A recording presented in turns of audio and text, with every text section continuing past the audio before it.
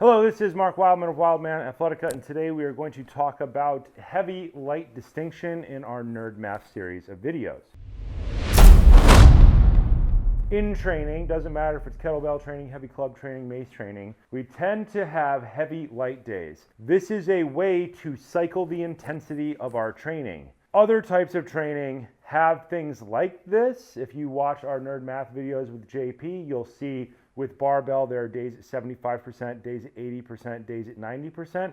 That is a minor wave of weight, and they're doing 75% for 5 reps and 80% for 3 reps and 85% for 2 reps, that kind of thing. With kettlebells and clubs, because they are both fixed weight objects, we tend to do our heavy light differently. Think of this as a volume cycle for, say, snatches. And this was 10 sets of 5 on each side.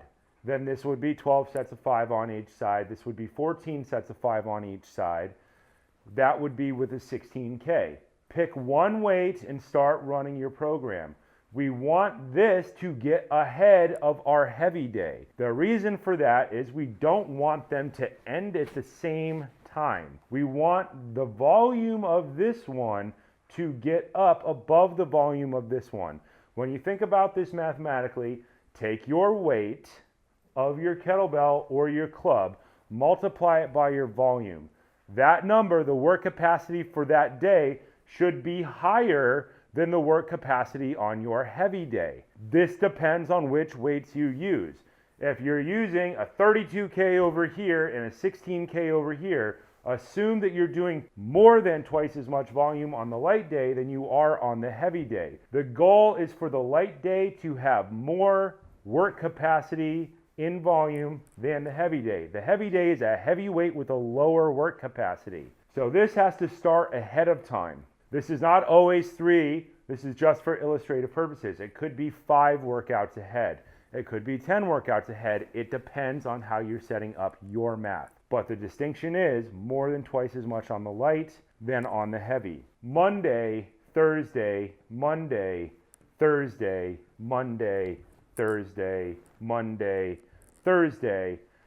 When this one finishes out, let's say it's 20 sets of 5 on each side, our goal of getting to 100 reps on each side for volume, this one is going to start becoming a light day because you're going to roll in another heavy weight.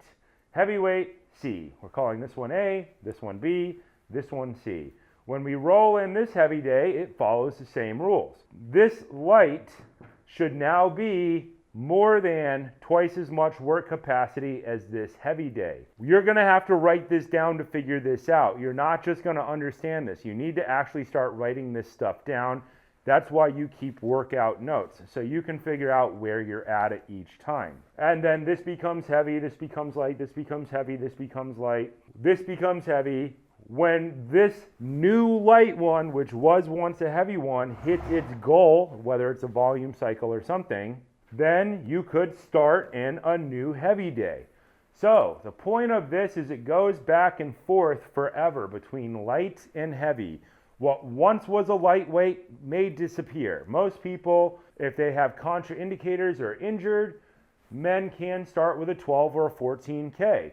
They build up their volume to gain workout experience points, for lack of a better term, so that they get better at it. They get more confident, they get better biomechanical alignment, they become more structurally efficient, and they become better at that activity. And they have a heavy day, which could be the 16. At some point, the 16 becomes light, and we roll in a 20, which becomes the new heavy, and then we eventually roll in a 24, which becomes the new heavy. You kind of always will then have a heavy light range that you yourself as an individual work through. My light, even after all these years, is about 18K. If I go below 18K, kind of doesn't do a whole lot for me anymore, but I can figure out how to get a lot of work still out of 18K by just pushing it for absurdly long periods of time. And I don't have access to super heavy kettlebells right now, so all of this shifts and expands based on your time frames that you have and what equipment you have available. We're trying to lay out a way of thinking in these videos because there's always another question and there's always another potential variable. What if you have a 16 and a 40? It's a hard math program to write. Smaller jumps in kettlebells will make your life easier, the same way smaller jumps in clubs will make your life easier. But think of this as an overview. The light needs to start ahead of time, then the heavy rolls in. We do not want the light goal to line up time-wise with the heavy goal. We want them to stagger. They're like Tetris blocks. This one starts here, this one starts here, this one goes up, this one goes up. And they don't just go up forever, they are going to wave forever. This also applies to all the activities. So we're trying to get a heavy light cycle to be running synonymously, concurrently, all the time. If you have a press running and you're doing a clean and press cycle of heavy light, your heavy and your light don't line up. But also your squats and your clean and press days don't line up. We don't want this stuff to all line up and hit our goals on the same day because it's probably going to kill you or hurt you pretty badly. If you try to max out your press on the same day, you try to max out your squat, if you try to max out your swings and you try to max out your snatch, your hands are probably going to fall apart. Something in your body is going to fall apart. It's not going to be good. So everything is moving at a wave.